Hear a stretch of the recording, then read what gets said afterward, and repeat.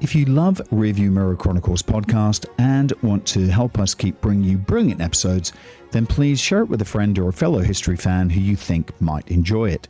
Thanks for your support, and I do hope you enjoy this episode.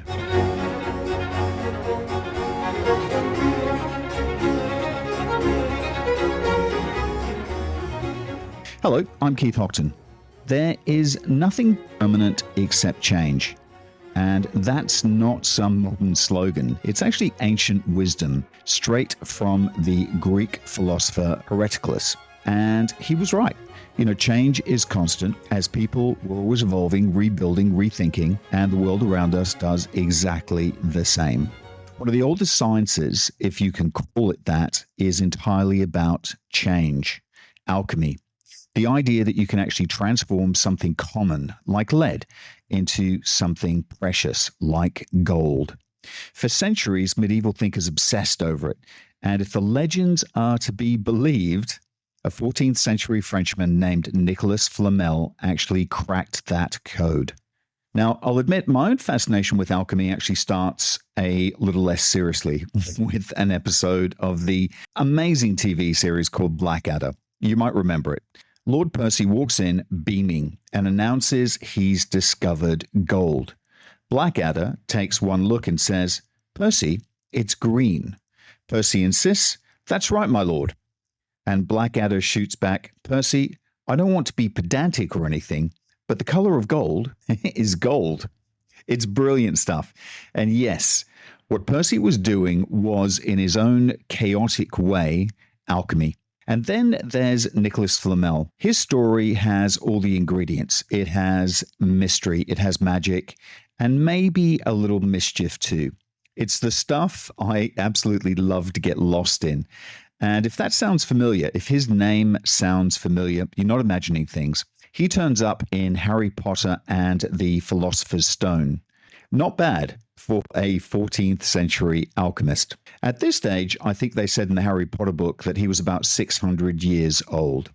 And he pops up elsewhere too. He pops up in A Discovery of Witches by Deborah Harkness, which I absolutely loved. And that book was later turned into a TV series. And yes, Flamel makes an appearance there as well.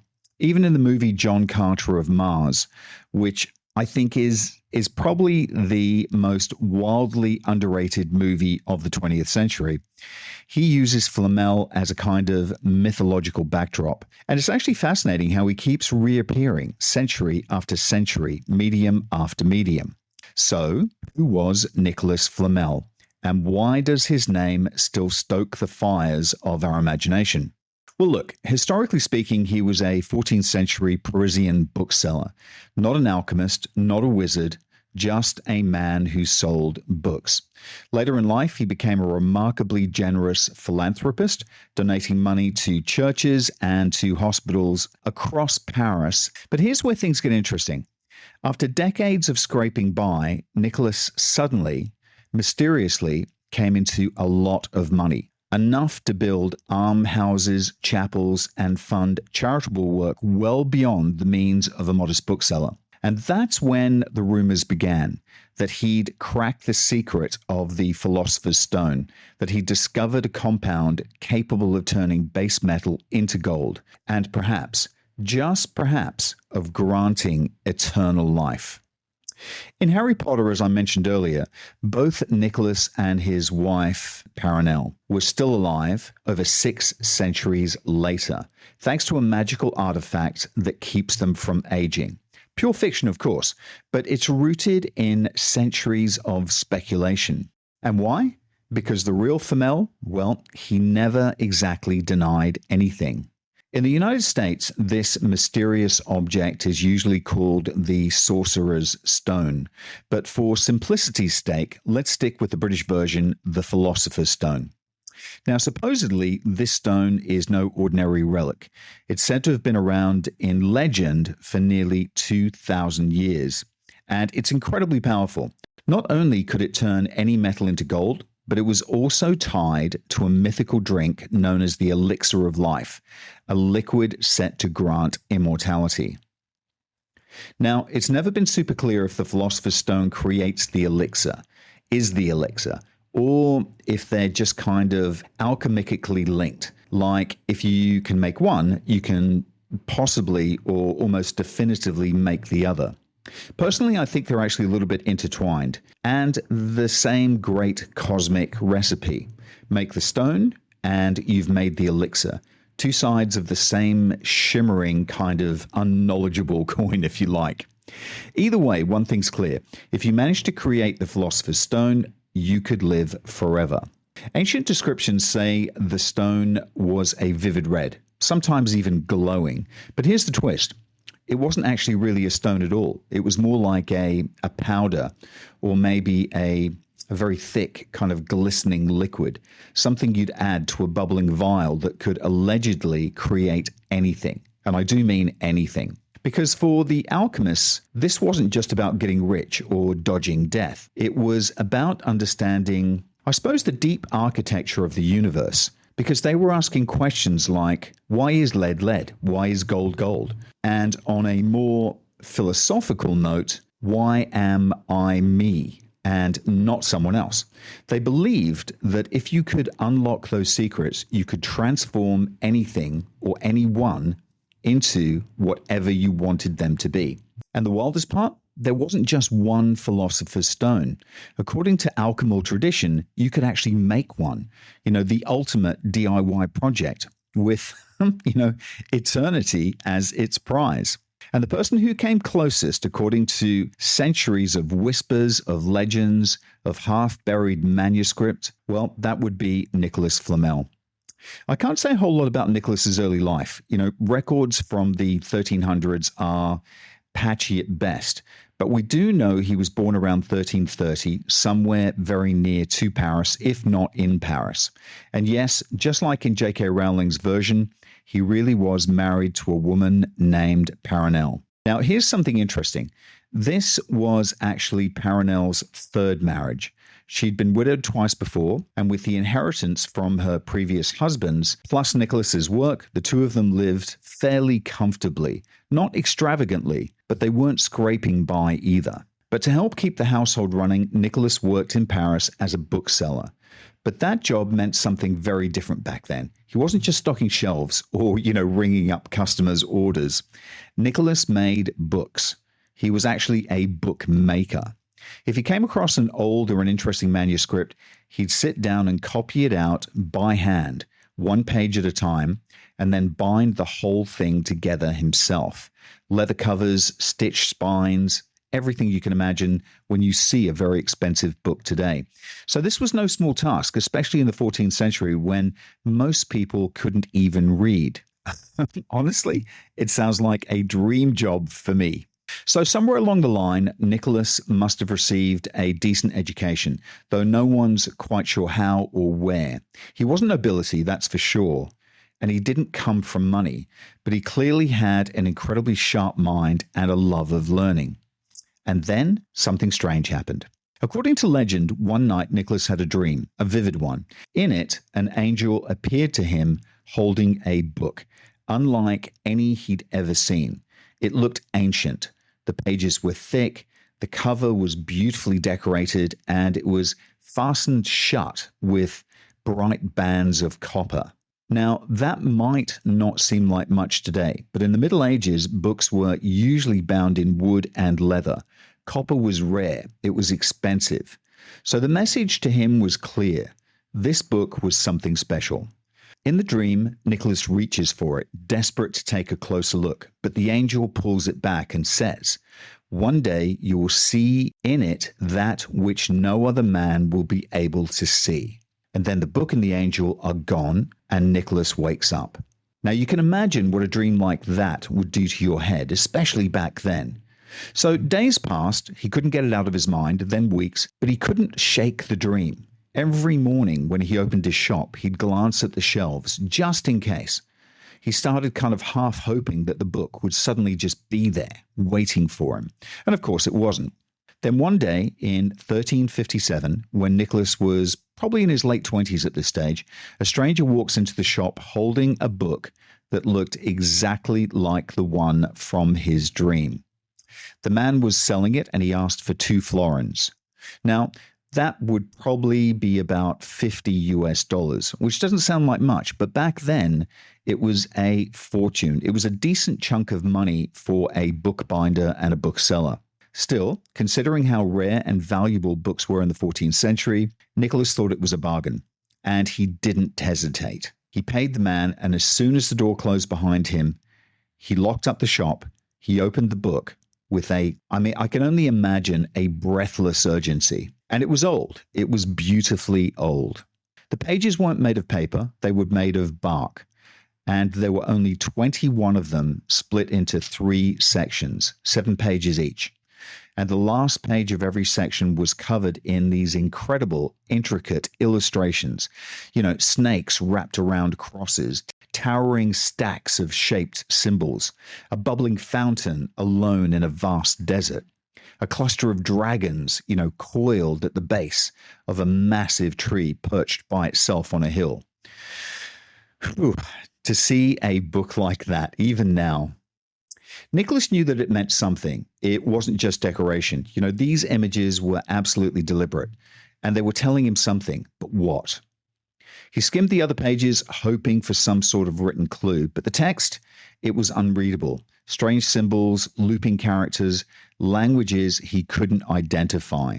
A few scattered sections were in Latin, some in Greek, but mostly it was in Hebrew. And that's when things started to click. You've got to remember, Nicholas wasn't just a book collector. He copied, he studied books, he understood them. And he'd absolutely seen symbols like these before, and they reminded him of certain alchemical texts that he'd come across over the years. And that was when it hit him. He was holding something very extraordinary, a guide, if you like, on how to turn lead into gold. From that moment, Nicholas was hooked. Whether or not he'd ever fully believed in alchemy before, he was now 100% committed. And he decided to make it his life's mission to crack the code of this mysterious manuscript and then to use it as a roadmap to create his own Philosopher's Stone. But there was a problem. He couldn't read Hebrew, not a word. And of course, back then, that wasn't something you could just fix, by Googling it or, walking into a university or, writing to a Judaic scholar. This was 14th century France, and it was a very, very dark time for Jewish communities across Europe. Anti-Semitism was rampant. Jewish citizens were being harassed, displaced, and killed, and many had actually fled the country, and those who remained lived in fear, understandably guarded, unwilling to risk any interaction that might draw suspicion to them. So Nicholas, this book-obsessed bookseller with a once-in-a-lifetime manuscript, was stuck. In a city filled with knowledge, he couldn't find a single person who would, or more importantly, could, help him read the words that might just unlock the secrets of another universe. He literally spent the next 21 years searching for a translator, a clue, a crack in the mystery. And for 2 full decades, he came up empty-handed. Eventually, around 1378 or so, Nicholas decided he needed to cast a wider net. He figured he might have better luck outside France, somewhere where the Jewish community felt slightly safer, more stable, more open to talking to outsiders. So he set his sights on Spain, where many French Jewish refugees had actually settled after being forced out of France. So Nicholas made his way there in the hope that maybe, just maybe, someone would help him decode the book. Ideally, he'd find a Jewish alchemist or someone versed in the occult who could actually make sense of those strange illustrations and cryptic symbols, someone who could help him solve the mystery. And he spent weeks, if not months, moving from town to town, introducing himself, trying to gain the trust of the local scholars and scribes. And he carried with him copies of some of the book's pages and pretty much showed them to anyone who would listen. And this was a very dangerous thing to do because the church kept a very tight control on anyone who was showing these kind of manuscripts around. And of course, one by one, the doors kept closing. And honestly, it's not that surprising. See, when the first page of the book was eventually translated, it apparently included a very specific warning. It said, "Let no one read this unless he be a priest or a scribe, for he shall be cursed." Now, maybe Nicholas assumed he was safe. He was a scribe, technically. Or maybe he didn't know what the warning said in the first place and there was a naivety. But the people he met in Spain could read it, and they weren't going to take any chances. Eventually, after too many cold shoulders and too many slammed doors, Nicholas gave up and began the long journey home. And this is when fate and serendipity showed its hand. Somewhere on the road back to Paris, Nicholas heard about a man named Maître Conch, a Catholic convert who had been born Jewish, and more importantly, someone deeply familiar with Jewish mystical tradition known as the Kabbalah. And as it turns out, Maître Conch wasn't just familiar with the Kabbalah, he was immersed in it. He was a scholar, a mystic, and the exact kind of person that Nicholas had been searching for. So Nicholas made his way to Lyon, where Maître was living, and showed him the pages. And the moment Maître Conch laid eyes on them, he knew exactly what they were. He recognized the writing immediately. This wasn't just some obscure curiosity. This was a book of legend. The book Nicholas had been carrying around for decades was believed to have been lost. Scholars had actually whispered about it for generations, and now, here it was, in the hands of a determined bookseller from Paris. Naturally, Conch was thrilled. He agreed to help Nicholas without hesitation, and not only that, he offered to return to Paris with him to continue the ongoing work. After 21 long years, Nicholas Flamel had finally found his key. And while they were on the road back to Paris, Maître Conch taught Nicholas everything he could about Hebrew, about alchemy, and the mystical principles of the Kabbalah. They talked for hours each day, and Nicholas soaked it in like a man starved for knowledge, which turned out, in the end, to actually be incredibly fortunate because before they made it back to Paris, Maître fell ill, and just like that, he died. And keep in mind, people were dropping like flies in those days, from illness, from infection, from poor sanitation, even bad food. It wasn't unusual, but that didn't make it any less heartbreaking. Nicholas had become close to Conch, and he'd been searching for him for 21 years. And of course, now he was gone. But the silver lining, if you can call it that, was that Maître had already passed along what Nicholas needed to know. The foundations were there. The knowledge had been transferred. And although he was grieving, Nicholas truly believed that he held the key to defeating death itself. He just had to use it. Back in Paris, Nicholas went to work. He began translating the mysterious book, deciphering its Hebrew, interpreting the symbols, decoding the riddles. I mean, it must have been an incredible adventure. And the book itself was maddeningly cryptic. Most of the text was actually written in metaphor and allegory. Nothing was direct, nothing was easy. But with the lens of the Kabbalah and years of accumulated alchemical knowledge, Nicholas started to make sense of it. Slowly, piece by piece, this incredible puzzle began to take shape. And then in his early 50s, on April the 25th, 1382, Nicholas wrote something truly extraordinary in his personal diary. Now, you have to read through the formal phrasing and the slightly cryptic style of the time, but the entry more or less implies that he did it, that he actually succeeded in creating the Philosopher's Stone. He wrote, "I made a projection of the Philosopher's Stone upon 1/2 pound of mercury, which I transmuted truly into about the same quality of pure gold, most certainly better than ordinary gold, being more soft and more pliable." And there his quote ends.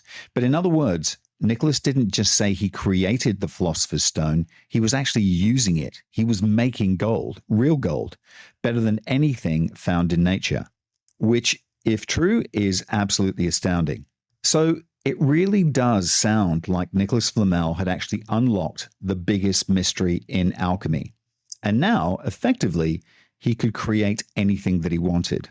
And with that in mind, let's just take a break and hear a message from our sponsor. Altadomus is your one-stop shop for your Malaysia My Second Home visa. But they are much, much more than that. When you sign up with Autonomous, you become part of a larger community. A community that actually cares about you and your family in Malaysia. And that's important when you move to a new home. For more information, go talk to TG or WhatsApp him on +60 12 49 37 270 or visit their website penangmyhome.com. And we're back. Okay, look, I know it sounds a bit far-fetched, turning mercury into gold, discovering a substance that can make you immortal. It's the stuff of absolute fantasy. But here's where it gets really kind of interesting. And there's actually some pretty compelling circumstantial evidence that suggests maybe, just maybe, Nicholas had stumbled onto something special. Because right around this time, after that curious, diary entry, Nicholas and Peronelle suddenly started giving away a lot of money. Not just a few coins in the collection plate. We're talking serious kingdom-level charity. They funded shelters for the poor. They financed construction of 3 new chapels across France. They made very large donations to local cathedrals. And incredibly, they also helped support 14 separate hospitals. 14. Now, that kind of philanthropy absolutely gets noticed, especially when you're not from nobility. And Nicholas was so generous that King Charles VI of France actually reached out to him personally and effectively asked him, where's all this money coming from?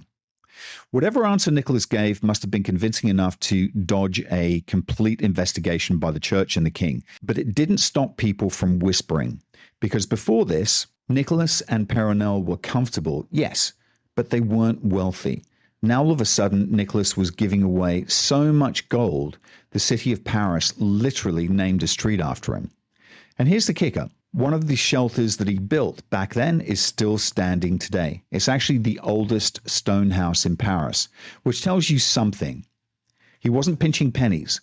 He was building for the ages. Stone, not wood. Artistry, not austerity. And naturally, people started speculating, and it wasn't long before the rumor mill started spinning that Nicholas Flamel had created a philosopher's stone. Keep in mind that there's no one philosopher's stone.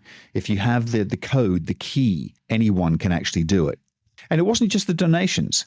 Nicholas began treating himself and his wife too. Take the year 1410, for example. That's when he's commissioned his own marble gravestone. And this was no modest slab. It was covered in lavish, symbolic artwork. And at the center, there were 3 wise men with halos, likely the 3 wise men. Surrounding them, a key, a star, and a mysterious container topped with a cross. So what did it all mean? Well, look, we don't know for sure. But you don't spend that kind of money or choose those kind of symbols by accident. Whatever it represented, it meant something deeply significant to Nicholas. These images, the key, the star, the container, all have symbolic meaning in alchemy. That's the thing, though. Alchemical symbols are deliberately obscure. They're designed to conceal, not to reveal. Every image is a riddle. Every shape is a metaphor. So while we know these motifs are meaningful, what they actually meant to Nicholas, well, it's anyone's guess. Still, it did raise eyebrows. Why was he even thinking about this tomb in the first place?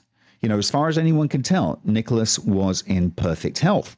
He was around 80 years old at this stage, which for the 15th century was basically ancient. But all reports say that he was absolutely sharp, active, and almost supernaturally fit. And this wasn't the only time he started acting strange about his death. In 1416, about 6 years before the gravestone commission, Nicholas sat down and wrote a will. Most of his wealth, true to form, was left to charity. He also set aside a very generous inheritance for his nephew. And here's where it ties back to, the John Carter of Mars movie that I mentioned earlier. In the film, Flamel's legacy, his alchemy, and the elixir of life are all tangled up in this mysterious narrative where death is actually more of a disguise than a destiny. And that's not far from the legend itself. because for someone who's supposedly immortal, Flamel seemed very preoccupied with dying. But the plot twist? It turns out all of this advanced planning was totally justified, and within a year or two of writing that will, Nicholas Flamel was dead. He was buried beside his beloved Paranel inside a cathedral tucked right next to the little bookshop where he'd spent most of his life. A peaceful ending, you'd think, right? Well, so it seems. But then the rumors started. Just months after his funeral, people began whispering that Nicholas couldn't possibly be dead. After all, if he had discovered the Philosopher's Stone, a Philosopher's Stone, and the Elixir of Life, why would he die? Surely he'd have used it. Surely he and Paranel had slipped quietly into a second life. Their deaths, nothing but a very clever illusion. And these rumors weren't just confined to the taverns and the back alleys. They actually spread like wildfire. So much so that even Nicholas's neighbors, people who had known him for years, started wondering if he'd faked his own death. And it all got so out of hand that a local priest decided enough is enough. Now, we don't know exactly why he took such an interest. Maybe he thought alchemy was dangerous, heretical, or just nonsense, or maybe, just maybe, he was worried that if Nicholas wasn't actually dead, the church might lose out on its share of his very generous estate in which they'd been mentioned. Whatever his motivation, the priest made it his mission to prove once and for all that Nicholas Flamel was dead. So about a year after Nicholas's alleged burial, the priest apparently took matters into his own hands and quietly hired a couple of grave robbers to settle the matter once and for all. This is how serious this had become. And I guess it's safe to assume that they would wait until, the dark of the night, the middle of the morning, when the rest of Paris was sleeping. And then two men slipped into the cathedral under the cover of darkness. I mean, you can imagine the temptation. Candlesticks glistening in the shadows, alms boxes just sitting there. Maybe even the relics of St. James himself, which legend claimed were hidden somewhere in the church. These two men were intrigued. And of course, they were being paid very well. But they had to stay focused. They crept through the nave to the far end, just as the priest had instructed. Nicholas's tomb wouldn't have been hard to find. It was the only one covered in these ornate symbols, the same marble masterpiece he designed years earlier. And so they started to dig and dig. And finally, they reached not just one coffin, but two. Nicholas and Paranel side by side. And they prized open the first lid, empty. Then the second lid, also empty. No bodies, no remains, nothing but hollow, echoing wood. And just like that, the legend became impossible to ignore. Because you don't stage a burial and then leave behind an empty coffin if you plan to be found. This was absolutely deliberate. Whatever happened to Nicholas and Paranel after that, it was actually part of their plan. And sure enough, in the decades that followed, rumors started to bubble up again. This time far beyond Paris. A few witnesses actually swore they'd seen the Flamels in India. But most of these anonymous accounts, they were nothing concrete. Until, oddly enough, the 18th century. In 1714, a French researcher and author named Paul Lucas claimed he'd met a man who had a very strange story to tell. We don't know this man's real name. Lucas only refers to him as Monsieur. According to Monsieur, he was personal friends with Nicholas Flamel. And according to him, both Nicholas and Paranel were still very much alive. Not only that, they were only 2 of 7 people in history who had successfully created a Philosopher's Stone. 7 people. That was it. And these 7 immortals, they never stayed in one place. They couldn't. They kept changing their names, their identities, constantly moving from one country to another, so no one would notice that they hadn't died, that they didn't age. And here's the strangest part. Monsieur claimed that every 20 years, all 7 of them would meet in secret, a reunion of sorts, if you like, immortals catching up on the state of the world, checking in, swapping stories, like some kind of elite eternal book club, with gold and secrets instead of novels and wine. Look, I know this is actually starting to sound a bit unbelievable, but Paul Lucas actually found Monsieur's testimony very compelling, so much so that he started telling other people about the encounter. And sure enough, like the Great Fire of London, the story caught fire and kept on going. One journalist even proposed that Monsieur was actually Nicholas Flamel himself, living under a new identity to conceal the fact that he was immortal. And here's the other strange thing. No one could track down Monsieur to confirm or deny it. But then something even stranger happened.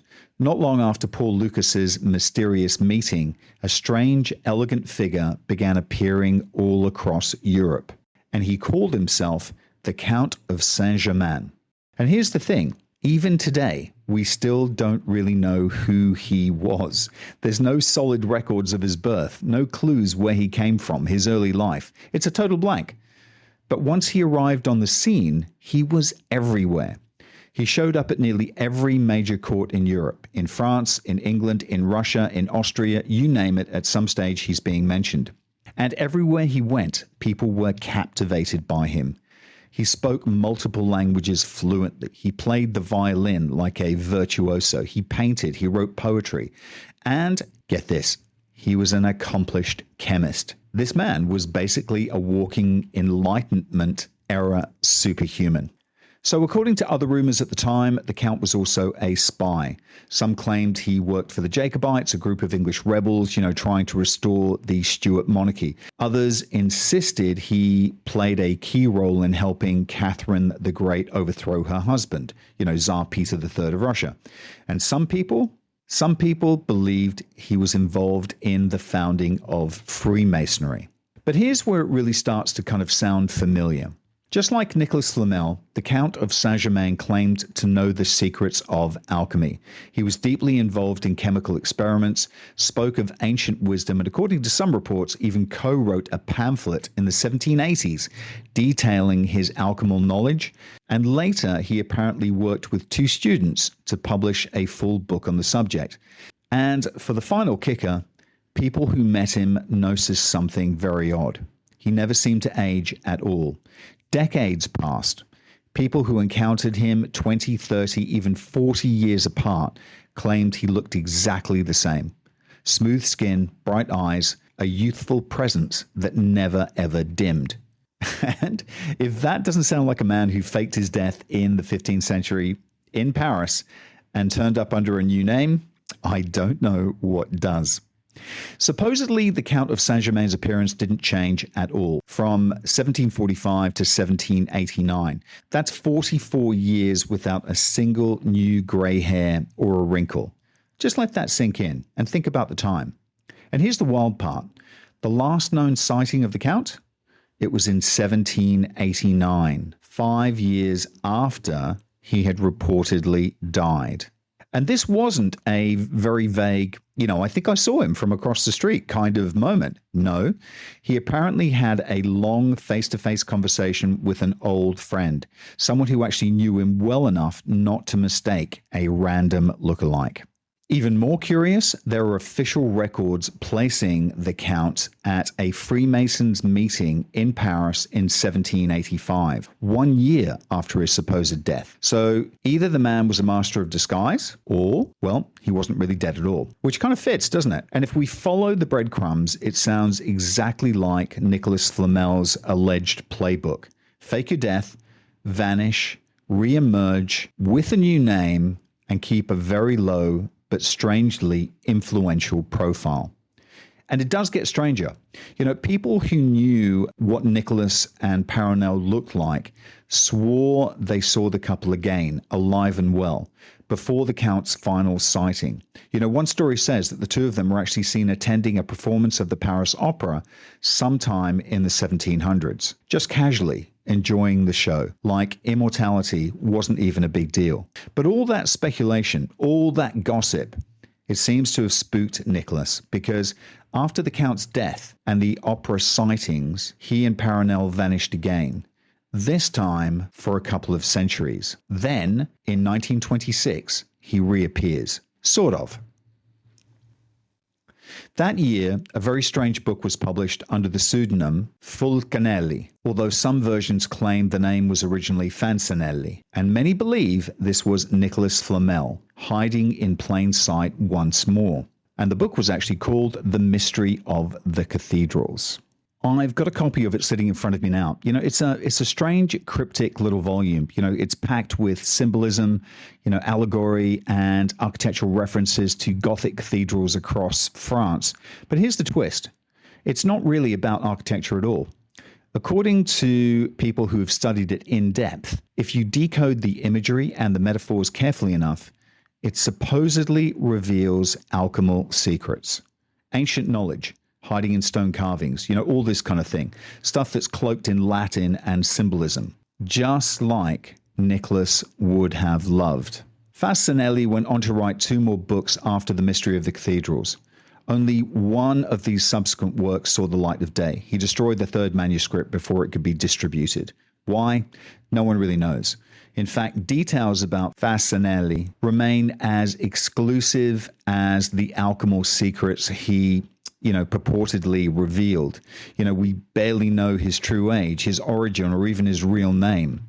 But from a few recorded conversations with one of his students, we do learn that he once lived in Paris and he had a wife. But that's about it. It fits neatly into the pattern that Nicholas Flamel had actually established, and that the Count of Saint-Germain seemingly continued, many centuries later. They were both Frenchmen whose legend grew through sharing their alchemical insights, but only with those keen and studious enough to kind of decode the cryptic messages that were hidden within their works. Now, I know this isn't actually definitive proof of immortality, far from it. But if you're inclined to believe that Nicholas is immortal, then all these clues appear to add up. Some even go as far to suggest that Nicholas might have been none other than one of history's most famous scientists, Isaac Newton. Look, that might sound strange, but when Newton wasn't formulating, the 3 laws of motion or pioneering entirely new branches of mathematics, Newton was deeply obsessed with alchemy and finding a philosopher's stone. He actually transcribed over 1 million words of ancient alchemical knowledge during his lifetime. To be fair, we have a lot of records detailing Newton's early life, where and when he was born, his parents' names and professions, even his schooling.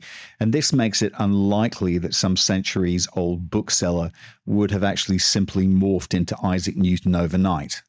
Overall, the story of Nicholas Flamel is a lot to take in, especially in the 21st century when most of the traditional alchemy has been thoroughly debunked. Sure, you can extract gold from ores that actually contain it, but no modern chemistry supports the notion that a mysterious stone could transmute lead into gold or produce a magical elixir that grants eternal life. On top of that, many historians argue that Nicholas never really studied alchemy at all. Key details of his legend, such as the angelic dream, the secret book of symbols, and even his empty grave, did not enter public record until centuries after he'd supposedly died. Perhaps it was safer just to assume he was just an ordinary bookseller who married into wealth and made generous charitable donations later in life. And then, like so many great stories, his myth grew long after his passing. I actually don't know where the real truth lies. For me, his story has a certain credence. It's captivating, it's laden with intriguing details that make it believable. And if Nicholas was indeed an alchemist, then to him and to the many medieval alchemists who dared to question the nature of reality, we actually owe a debt of gratitude for keeping the flame of curiosity burning through the ages. I mean, without their work, without their obsession, we wouldn't have modern chemistry. It was the alchemists who first discovered phosphorus, who experimented with acids and salts, who began to categorize metals in ways that eventually led to the periodic tables. So much of what we understand about the natural world today is built on the strange, I guess, smoky foundations laid in ancient labs, lit by candlelight and full of dreams. Which means that, on some level, alchemy is real. Now, whether you can use it to turn lead into gold or drink your way to eternal life, That's very much up for debate. But maybe, just maybe, Nicholas Flamel figured out something that the rest of us hadn't. And while we're all busy reinventing ourselves, moving forward, aging like we're supposed to, maybe he's still out there too, always adapting, always learning, but never looking a day older. I like to think that he probably is. Well, that's the end of today's tale. Ladies and gentlemen, if you enjoyed this episode, please share it with a friend, drop me an email, and leave a comment on the Rearview Mirror Chronicles Facebook page. I'd love to hear from you. Until next time, keep questioning, keep wondering, and keep one eye on the past. Who knows what you might find there? Bye for now.